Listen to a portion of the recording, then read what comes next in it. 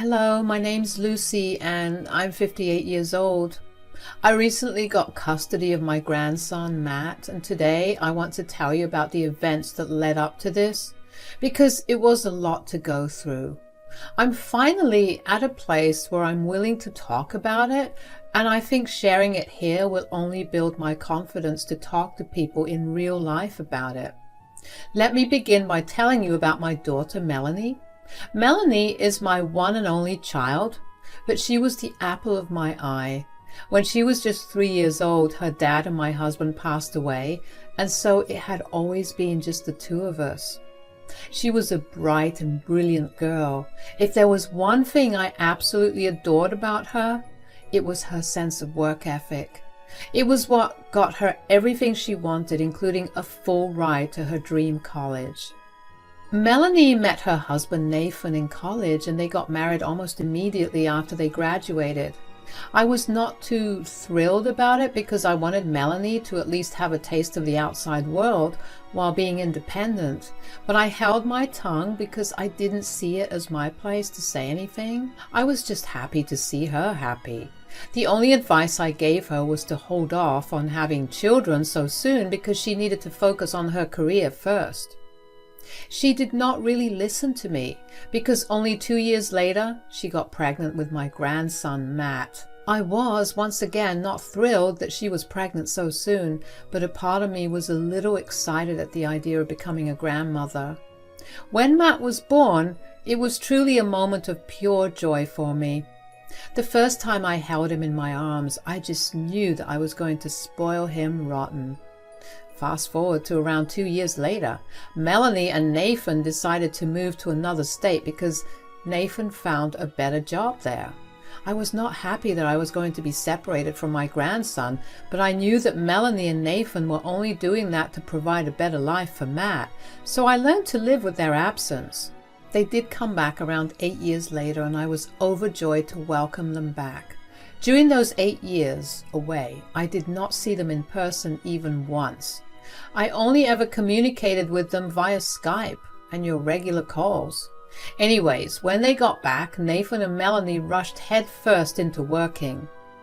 They began to leave Matt with me a lot because they would work from 8 in the morning to 9 in the night. Now, I have no idea if they were actually working, but I was glad that I got to spend a lot of time with Matt. As a result, the both of us got close. I became Matt's favorite person and he became mine, and I spoiled him just as I had originally planned.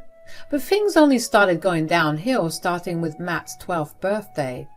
His parents and I always have a big celebration for him, but this particular birthday I could not be there because I was on a work trip.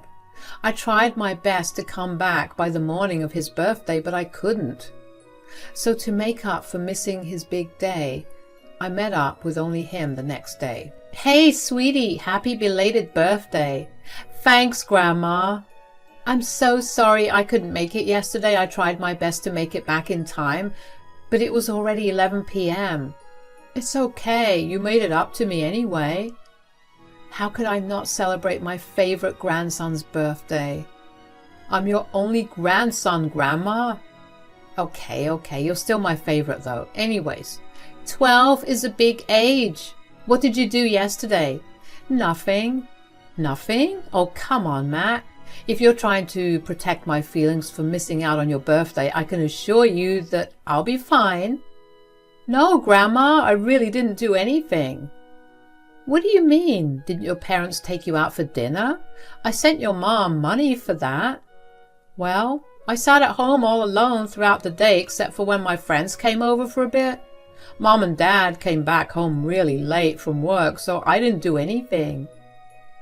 "Why were your parents working on a Saturday?" "Mom and Dad picked up extra hours because they apparently needed the money." "That's odd. The least your mom could have done was tell me that they weren't celebrating your birthday. I would have had even more money to spend on you." "Grandma, that's really sweet, but I'm already used to this." "What do you mean?" "I mean that Mom and Dad are almost never home and they always miss big events because they're too busy working." "That's so sad." How do you feel, though? I was sad yesterday, but I don't think I should have been. Why? I mean, it's only natural to feel bad when your parents forget about celebrating your birthday. I mean, they've been doing it for so long, I should not have thought that they would have remembered. Sweetie, that's so incredibly sad. I'm going to talk to your parents about it. You don't deserve this. No, please don't. They'll only get mad at me and they might not let me see you again. But please, Grandma. Fine. But you're staying with me tonight and we're celebrating your birthday properly. I tried my best to forget what Matt had revealed to me for only the duration of his celebration with me. I took him out and let him buy whatever he wanted. He seemed very happy and I was glad that I was able to lift his mood up. The next day after Matt left, I called Melanie and asked her why Nathan and she hadn't celebrated Matt's birthday. Melanie simply told me that they were busy. That made me very angry. Aside from the fact that Matt was my grandson, he was also just a child. No child deserves to be forgotten that way. I told Melanie the same thing and she told me to mind my own business and not teach her how to parent. I held my tongue only because I was worried that she would cut off my access to Matt.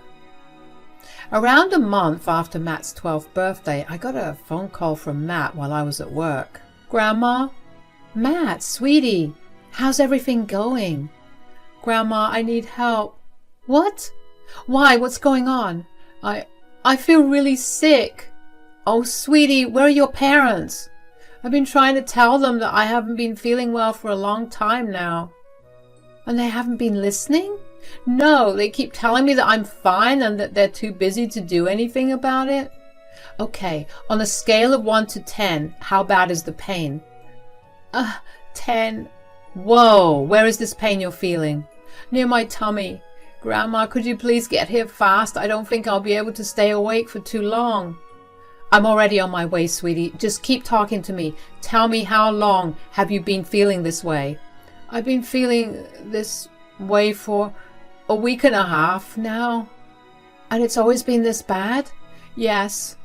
Why the hell would your parents not take you to the doctor? That's not right of them. I don't know. I tried to tell them. I even went to them and cried about it, but they just brushed me off. I'm going to have a stern talk with them. In the meantime, I'm only 10 minutes away, sweetie. I'll be there super soon. Are you lying down? I'm sitting at my desk. Could you get on the bed and try to lie down? Maybe that will ease the pain a little. Okay, well, I'll try. Oh, Grandma, everything's getting so blurry. Matt, stay with me. Sweetie, Matt. I was panicking like crazy. I quickly rushed over to Matt's place, and while driving there, I called 911 to get him help as fast as possible. Thankfully, my place of work is only a 7-minute drive from Melanie's.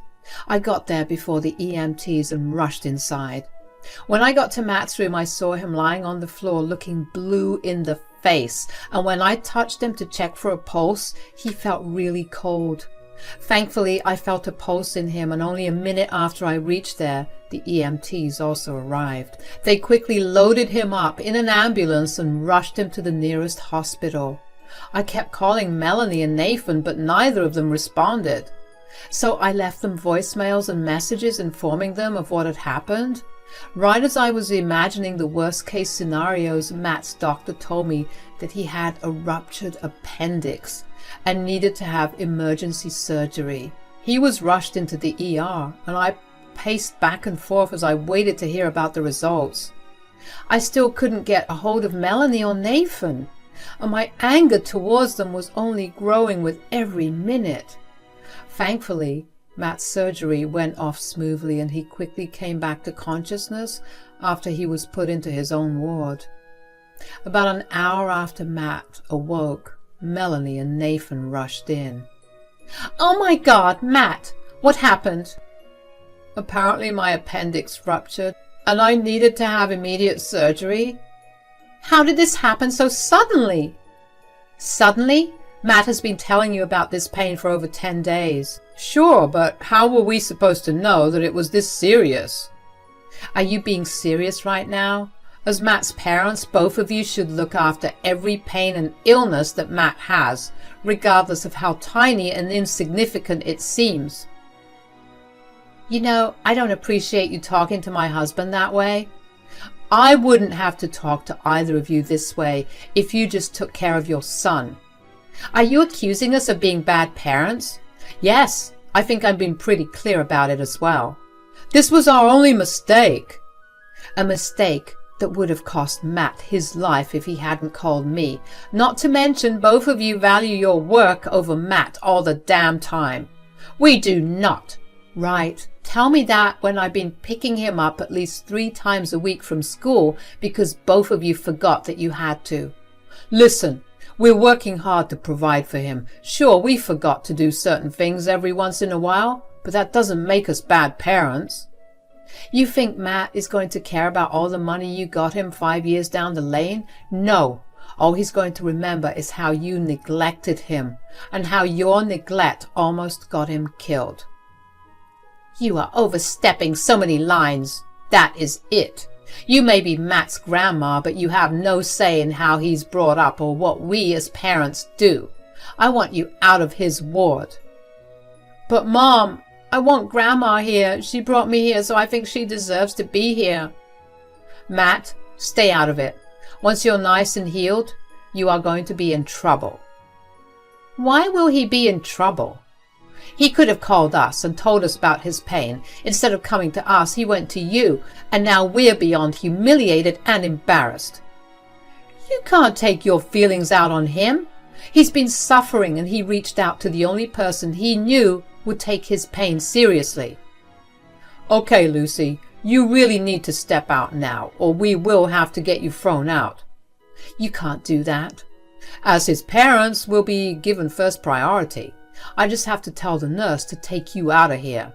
Fine, but this isn't over.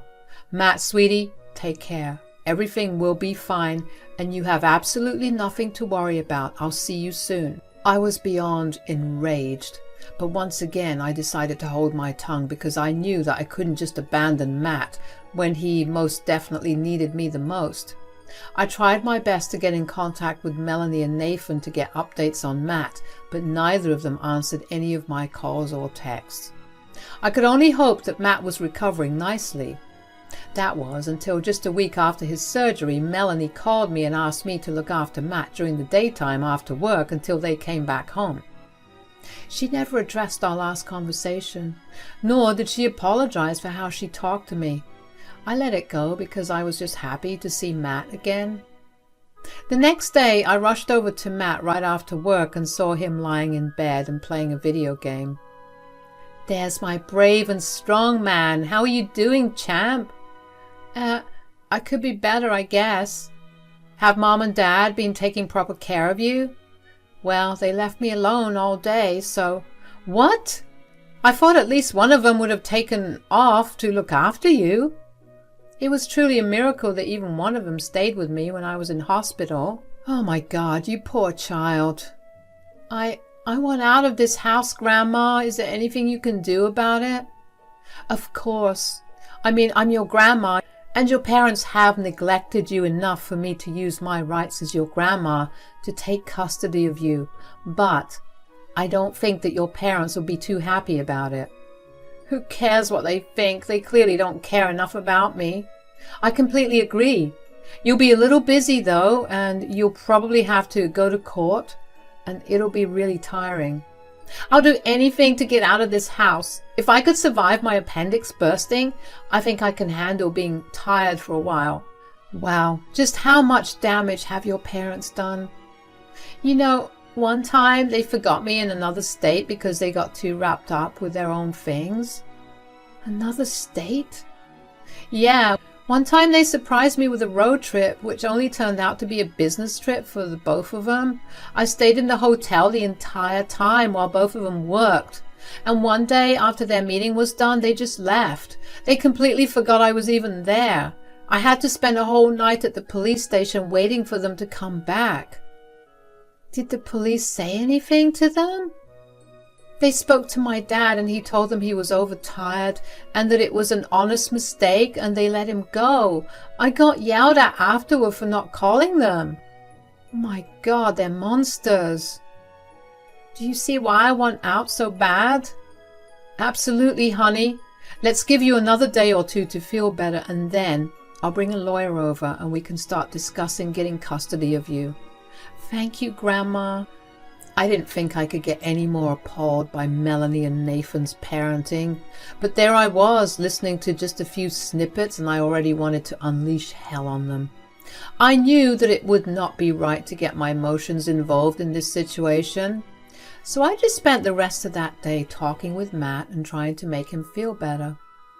The next day, I took a week off work, and the first thing I did was get in contact with a lawyer. He advised me to collect as much evidence as I could about Melanie and Nathan's neglect, and so I started to do that over the next 4 months.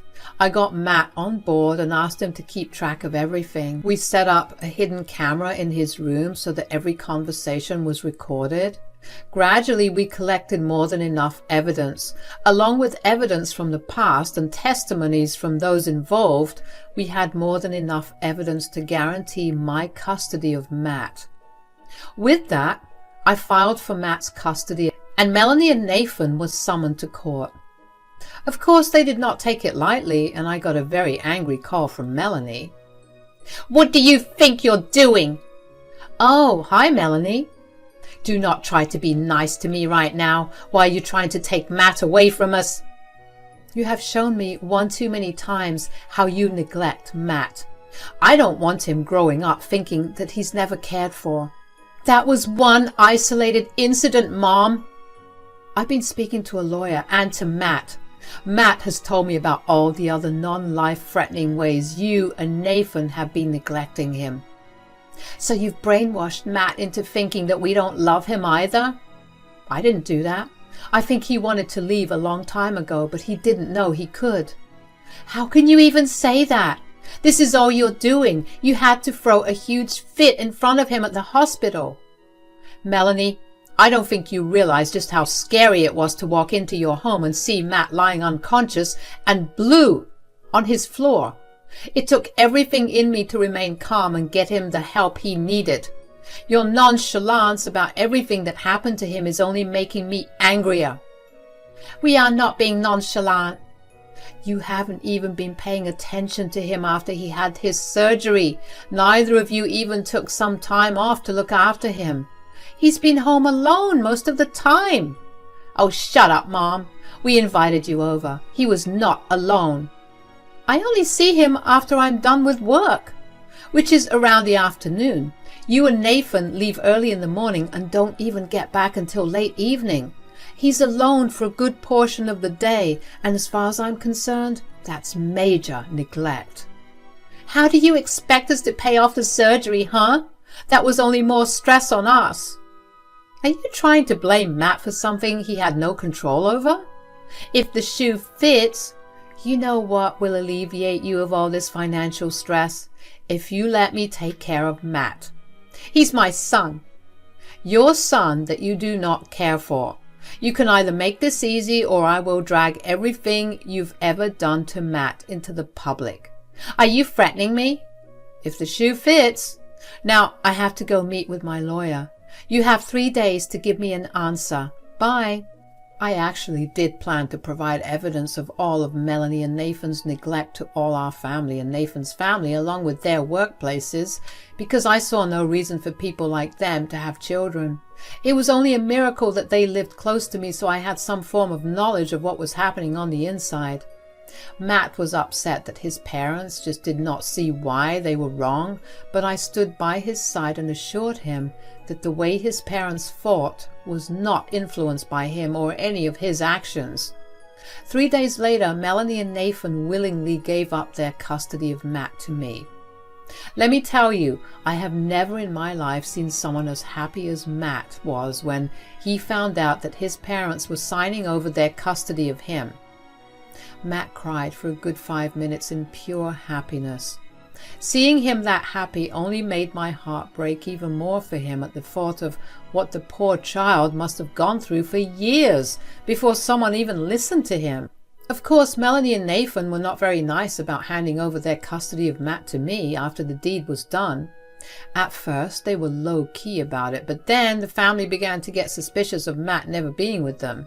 They eventually came clean about their loss of custody of Matt, but not before blaming me for ruining their family.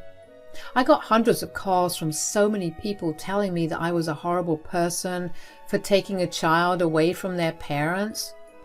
I ignored all of it because Matt was my first priority, and creating a safe space for him was more important than dealing with people who just wanted to gossip.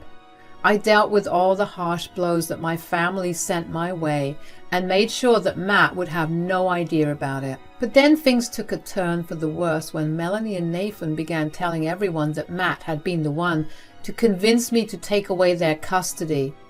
Now, Matt has a phone and number of his own, so he began to get texts from a lot of family members asking him why he was breaking his parents' hearts this way. That was when I truly saw red. I was fine with whatever Melanie and Nathan had been saying about me, but to drag their son's name through the mud?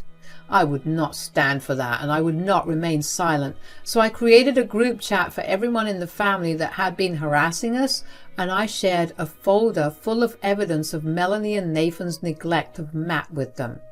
I then exited the group chat and blocked every one of them on both Matt's and I's phones. I heard from some of my family that I was still in contact with that evidence I shared with everyone else had caused major backlash towards Melanie and Nathan. They've been ostracized by the entire family, and nobody's willing to associate with them. One of them even contacted both of their employers about their actions, and Melanie and Nathan are facing issues with their jobs. I would feel bad for them, but what did they expect when they were the ones being cruel and inhuman? I stopped wanting to hear anything about them, not only for Matt's sake, but also for mine, because every time I hear anything about them, I can actually feel my blood pressure shoot up in anger. But let me end this on a happier note and inform you that Matt has never been a happier boy.